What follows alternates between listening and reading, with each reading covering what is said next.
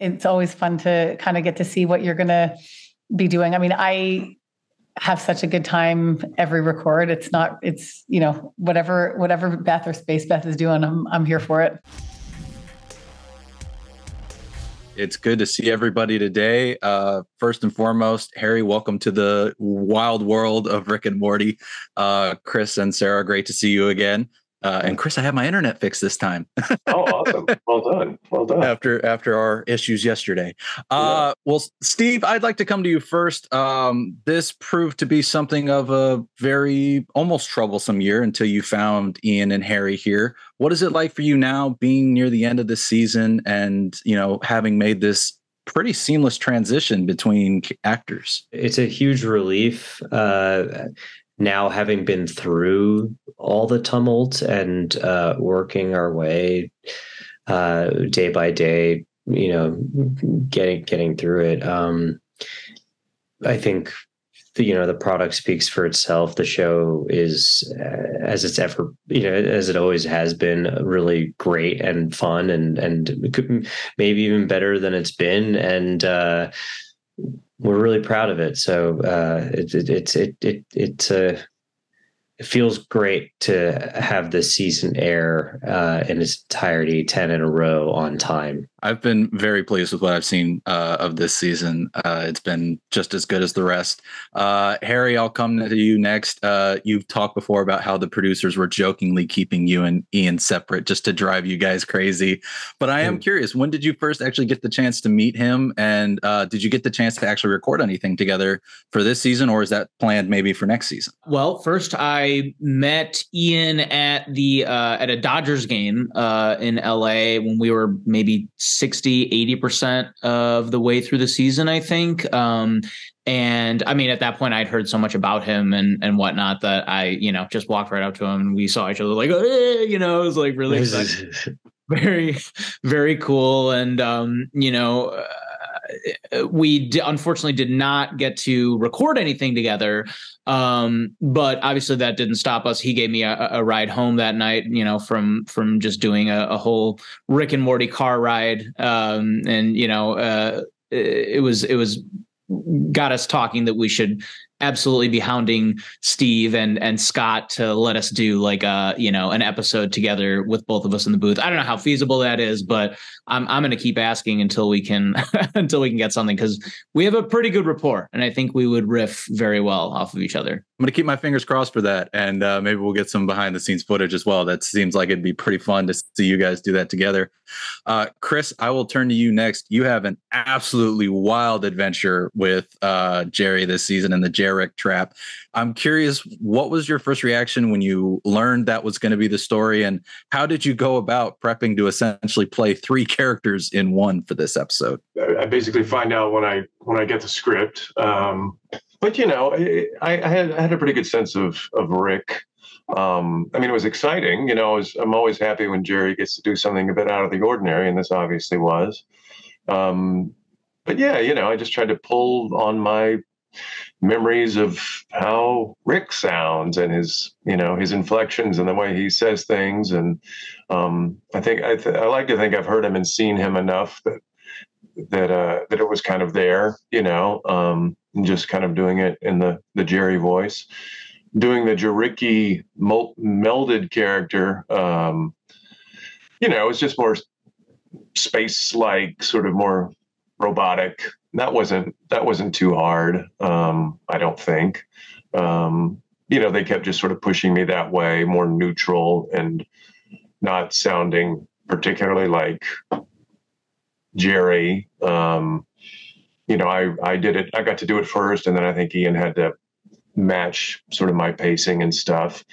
But even from the beginning, they were, they had a sense of how they kind of wanted him to sound, and so it wasn't too bad. A lot of fun, though. I can only imagine trying to juggle all of that in one recording, but it sounds like it was quite fun to do.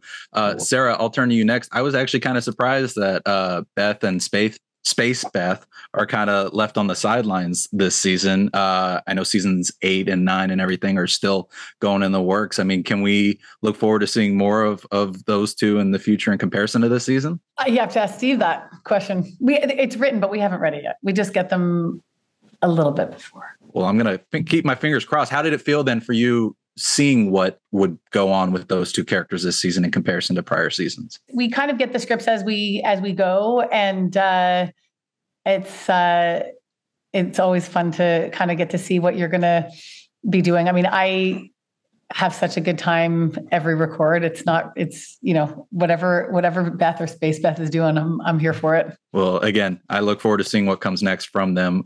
They were still a lot of fun this season, though. Don't get me wrong. Especially the Observer episode. I love seeing what came from those two in that episode.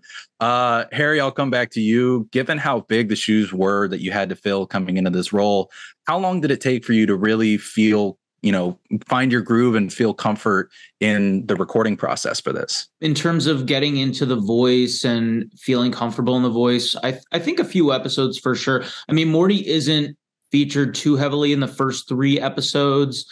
I mean, he's there, but I think episode 4 and 5, That's a Morte and Unmort Rickon is when I felt really like I was hitting a groove. Now I feel comfortable being in the voice and doing it for sustained periods of time. And, of course, embodying the character of Morty more and more. I think for me, it was, about that 4 or 5 episode mark. And obviously that was a huge thanks to Amy Chapman, our vocal coach. And of course, Steve and Scott, who were so great about, giving me direction, but also being like, this sounds a little bit off here with this one thing. Let's have that be homework and just work on that one little vocal variation, which was just immensely helpful. Well, it sounds like a great process to have. And again, like I said earlier, you nailed it. So great job for you on that. Steve, I'll come back to you next. I can't really talk about the finale, but at the same time, it drops a lot in terms of character development, particular for Rick and Morty. And given how much this show toys with the nature of canon, I'm curious how much of that is going to factor into the future of this show. I think that we're definitely going to be building off of where we leave Rick and Morty after the finale of season 7. That relationship is still top priority. They're the lead characters of the show. Like this season, I think was mostly focused on Rick's growth and coming to a head with something that's been haunting him for so long. And then now turning to, well, now what? And so we wanted to give Morty a little more heading into the end of the season. And I think we'll be seeing a lot, seeing how that character growth turns out, continuing into the future seasons. I'm really excited to see what comes from it. It was such a moving episode from start to finish. Now I'll turn this next question to Sarah, Chris, and Harry. This season in particular sees a lot of the opening credits gags actually get explored in the episodes, but there are still a few that don't get explored, especially with Beth. And I'm curious, what from either this season or the past season's opening credits would you love to get to see actually be brought to life in an episode? The dancing Beths from this season. Butter Morty. I need to know everything about Butter Morty. Well, the way that Jerry's Splits thing happened is they had to record an episode here at my home. And when they came in, I was doing those splits on 2 chairs. And so they said, oh, we need to put that in the opening of the show. So I would love to see that explored more. Surprisingly flexible. I wish. If only. Yeah, I think we all wish. I see I am out of time, y'all. So thank you so much for taking the time. I greatly appreciate it. I love talking about the show anytime I can. And I look forward to people's reactions to these final 2 episodes.